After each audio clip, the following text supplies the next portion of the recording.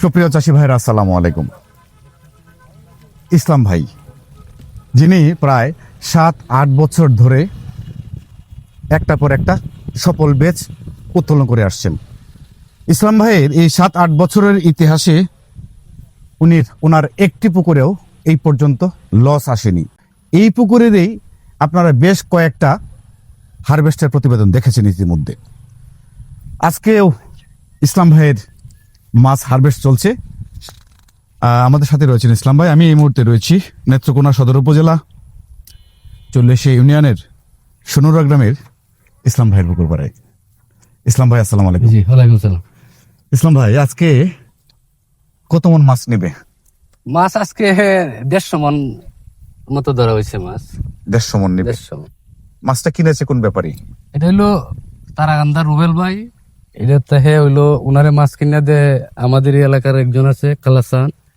উনার সাথে কালকে রাত ফট করে হইলো কোথায় আপনার হইলো মাছ বেচার কোনো প্ল্যান ছিল না। কালকে দিঘির পাটটা সব পরিষ্কার করছি যে ঈদের পরে মাছ বেচবো।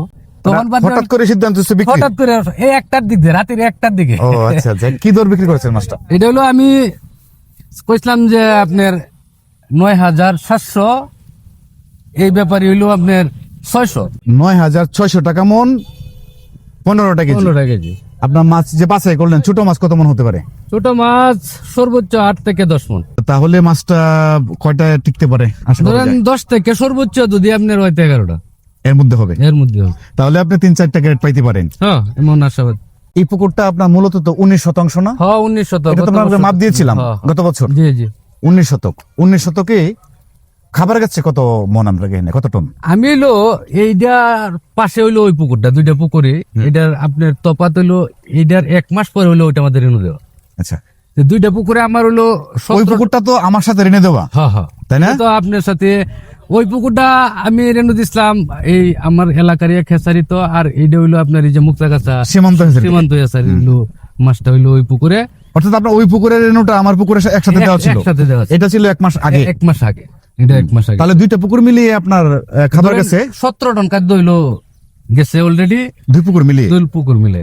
আর তাহলে এটাতে আপনি কত টন ধরছেন? এইটা তো হইলো আপনার ওই পুকুরটা, ওইটার তুলনায় ওইটার মধ্যে খাদ্য অনেক কম গেছে। তো এইটার মধ্যে আপনার 11-11.5 টন খাদ্য ধরা যেতে আমার পারে। আনুমানিক এমন গেছে। তাহলে আপনার যদি 11 টন বা 11.5 টন খাবার হয়, মাছ কত মন হতে পারে পুকুরে? আমি ধরেন 1 মিলি খাদ্য খাওয়াইছি এই পুকুরটা মধ্যে আপনার প্রায় হইলো 650-7 টনের মতো। 1 মিলি? 1 মিলি। কি খাবার এটা? এটা হইলো 1 মিলি কোয়ালিটি খাওয়াইছিলাম। প্রথম হইলো আপনার 3.5 টন না 4 টনে। আরটা হইলো সিপি আপনার 1 মিলি খাওয়াইছি আপনার 2.5 টনের মতো। তে ধরেন আপনার 6.5 টন খাদ্য হইলো 7 টনের মতো আপনার 1 মিলি পড়ছে এই পুকুরটা মধ্যে। তা বললে মাছের হইলো আপনার 1 মিলি খাদ্যটাতে মাছের গ্রোথ হয়ে গেছে। রাইট। না হয় মাছ হইলো আমি যে পরিমাণ খাদ্য, যে পরিমাণ মাছের আশা করতেছি, মাছ অত বড় হওয়ার কথা না। অত, হ্যাঁ, এত বড় হওয়ার কথা না। কথা না। 1 মিলি খাদ্যটা ওইটা মধ্যে বেশি হওয়াতে মাছ হইলো গ্রোথে এসে গেছে। হয়তো আমি 11 টন খাদ্যের মধ্যে যদি 11.5 টন খাদ্যের মধ্যে আপনি এই 1 টন খাদ্য সার দিলে হয়তো মাছে খাবারে মিলে আপনার ঘরে আমি সিবির বস্তা দেখলাম। হ্যাঁ, সিপি খাদ্য তো আমি ওই পুকুরটার মধ্যে এখন খাওয়াই। কালার খাদ্য 1 টন আনছিলাম ওই পুকুরটার লাগিয়া।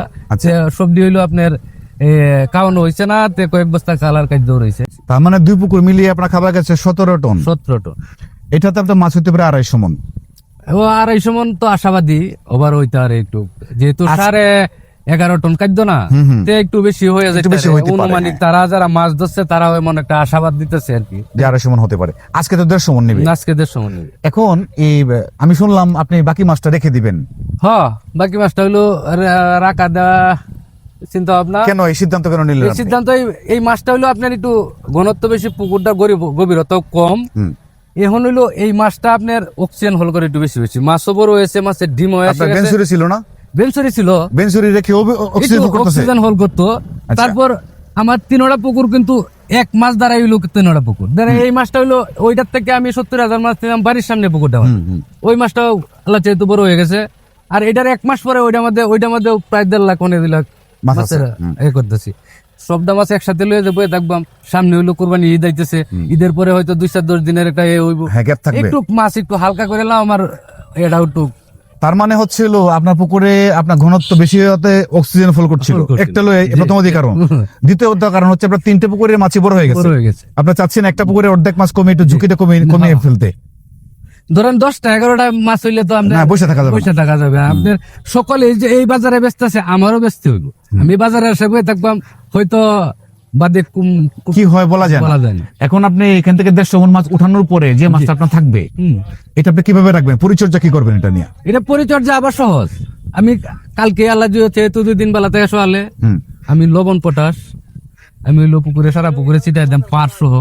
লবণ কতটুকু দিবেন শতাংশে? এই ধরেন 200 থেকে 250 গ্রাম। আর পটাশ কতটুকু দিবেন? পটাশ আপনার 15 থেকে 20 গ্রাম করে শতকে। 200 থেকে 250 গ্রাম লবণ আর পটাশ 15 থেকে 20 গ্রাম একত্র করে মিশায়া 500 ছিটাই দিবেন, ছিটাই দেন। কালকে দিবেন। জি, জি। দিয়ে তারপরে তারপরে আপনার হইলো আপনার গ্যাসের ডোজ করবাম, সয়েল প্রোবায়োটিক দাম, ওয়াটার প্রোবায়োটিক দিবেন। হ্যাঁ, আচ্ছা। তারপরে শুকুর পরিচর্যা শুরু। কয়দিন পরে খাবারটা ধরাবেন?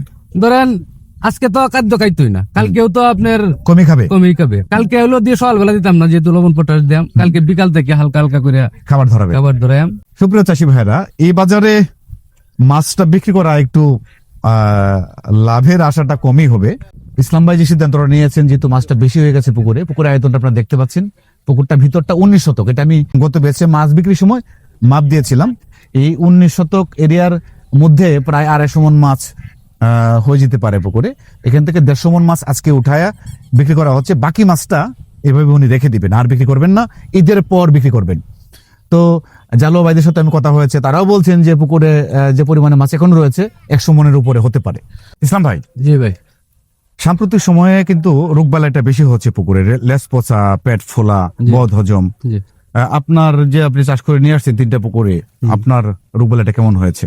আমার এই বছর আল্লাহ যেহেতু আমার কোনো মেডিসিন ব্যবহার করতে হয়েছে, অতিরিক্ত কোনো মেডিসিন ব্যবহার করতে হচ্ছে না, অতিরিক্ত না। মাসিক ডোজ ছাড়া। মাসিক ডোজ ছাড়া।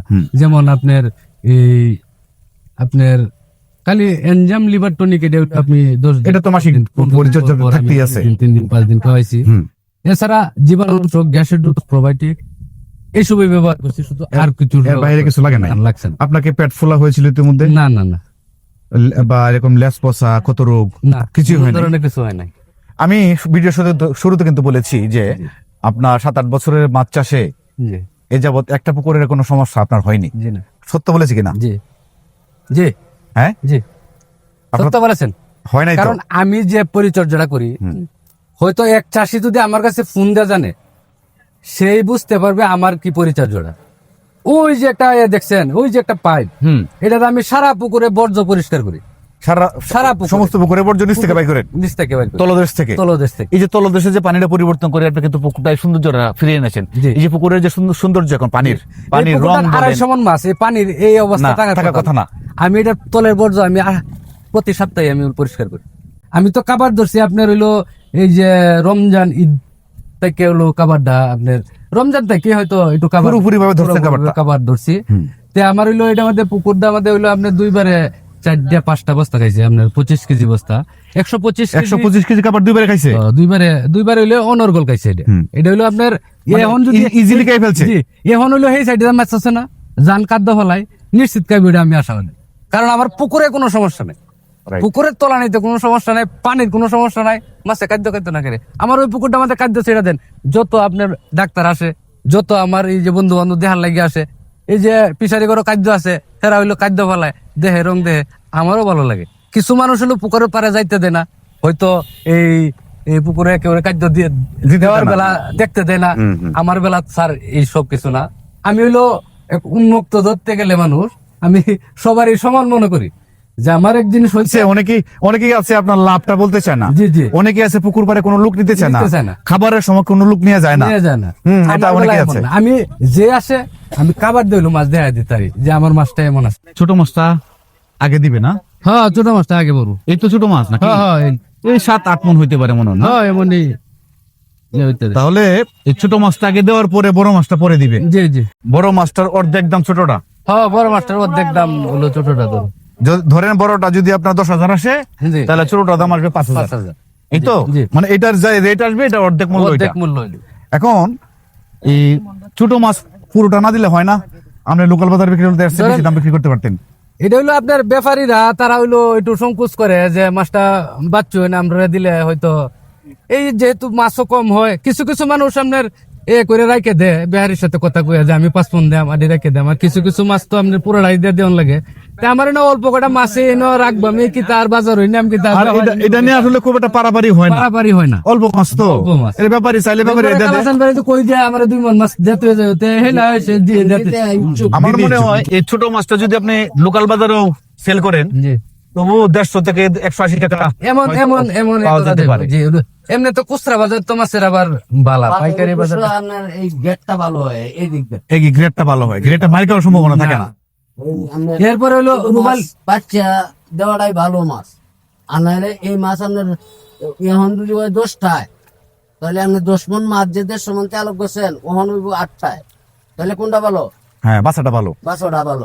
বাছাটা আর বাঁচতেন না আপনি মার খাইলেন, রাইট, চাষি মার খাবে। শাশি মার খাইবেন। বিশেষ তবে বাঁচতে হবে বড় মাছের ক্ষেত্রে। হ্যাঁ, এই ধরেন আপনার বাছাই মাছটা তো সাধারণত 10-12টা কেজি আসলে বাছাইটা ভালো, এর চেয়ে বড় ছোট মাছটা তো বাছাই ঠিক হবে না, না না না তাই না? না, আপনার ধরেন এই 20-25টার মাছ তো আপনার বাঁচলে এবার হিসেবে বেচলে আবার দামে ভালো হবে, এবার এসে বিক্রি করলে ভালো হবে, ভালো হবে, দামে ভালো, কিন্তু ওই 10-12টা কেজি হয়ে গেলে এখানে বাছাই করে ছোট হালকা মাছটা বাছাই করলে, হ্যাঁ। আলাদা করে নেওয়াটাই ভালো। ভালো হয়। আপনার তো রেনু থেকে চাষ ছিল এটা, জি জি, রেনু থেকে। তাহলে মোটামুটি পুরুষ সংখ্যাটা কমই হয়েছে। হ্যাঁ, কমে হয়েছে আল্লাহ, যেহেতু এই বছর যদি বাজার থাকতো তো বালাটিয়া বেনিফিট হইলো, বাহ, বাজার ভালো থাকলে বাজার ভালো। ভালো লাভ হইতো। তো আল্লাহর কাছে হাজার শুকরিয়া, আপনি 10,000 টাকা যদি শিং মাছ বিক্রি করতে পারে কেউ, তাহলেই লাভ হবে। তাহলে লাভ হবে তো।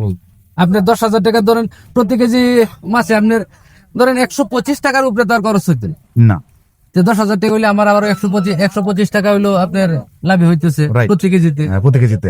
তাহলে আল্লাহ তিতে যদি শুকরিয়া আদায় করুন তো 100 বারই দরকার। দরকার, হ্যাঁ। যেহেতু আপনার এই চাষটা বাংলাদেশে প্রচুর পরিমাণ হইতেছে, অনেক চাষী উদ্যোক্তা অনেক শ্রম কম দিতেছে, তার কারণে একটু বাজারটা হয়তো একটু কমতে পারে। কমতে আমার আপনি যে কথাটা বলছেন না, যে 250 টাকা বিক্রি করতে পারলে একজন চাষি লাভবান হবে।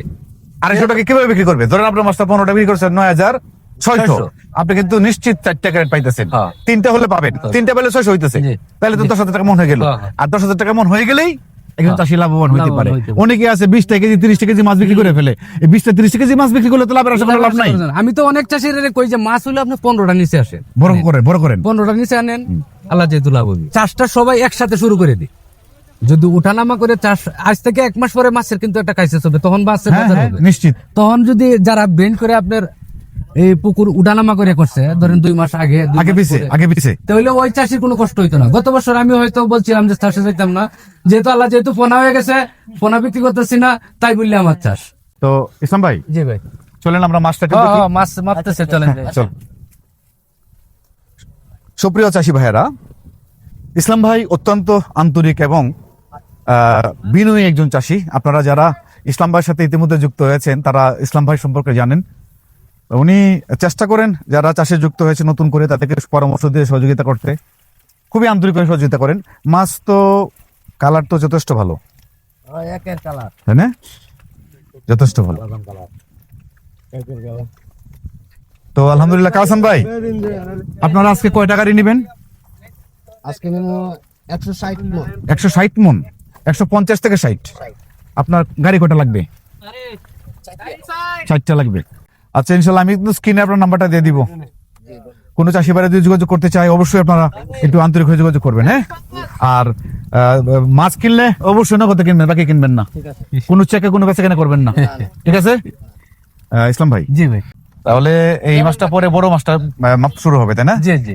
তো সুপ্রিয় চাষি ভাইরা, ইসলাম ভাইয়ের মাছ বিক্রি আজকে শুরু আজকেই শেষ। কেন আজকে শুরু আজকে শেষ? কারণ যে মাছটা পুকুরে রয়েছে এটা উনি বিক্রি করবেন না, এটা পুকুরে থাকবে। তো ইসলাম ভাইয়ের জন্য দোয়া করবেন। জি। আপনাদের সকলের সুস্বাস্থ্য এবং দীর্ঘায়ু কামনা করি। সকলে ভালো থাকুন। আসসালামু আলাইকুম।